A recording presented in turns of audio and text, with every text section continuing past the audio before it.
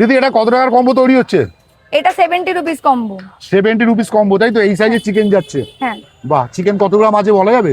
75 গ্রাম। 75 gram chicken আছে। 75 থেকে 80 গ্রাম আছে। আচ্ছা, রাইস মানে যাচ্ছে একজনের জন্য একদম সাফিসিয়েন্ট রাইস থাকে।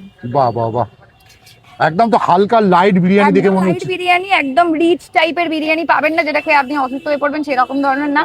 পুরো একদম লাইট বিরিয়ানি, যেটা আপনার বাচ্চা থেকে বড় যে কোনো কেউ খেতে পারবে।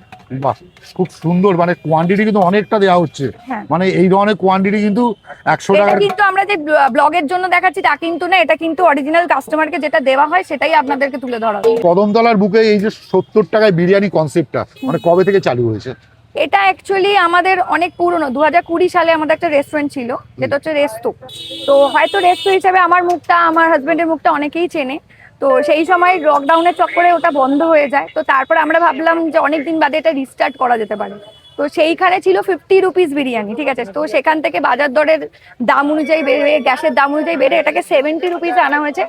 আপাতত এই মার্কেট প্লেসে আমার মনে হয় না 70 রুপিসে কেউ বিরিয়ানি কোথাও পাওয়া যায় না। আর একটা জিনিস দেখতে পাচ্ছি যে মোটামুটি সন্ধ্যা থেকে কাস্টমার আসতেই থাকছে। মোটামুটি আপনাদের মানে আমি এসে যেটা দেখলাম যে খাবার দাবার ভালো বলেই হয়তো লোকে আসে। তো বিরিয়ানিটা আরেকবার একটু দেখিয়ে দাও। হ্যাঁ। তো এই হচ্ছে 70 টাকার বিরিয়ানি, তাই তো? অনেকটা কোয়ান্টিটি আছে।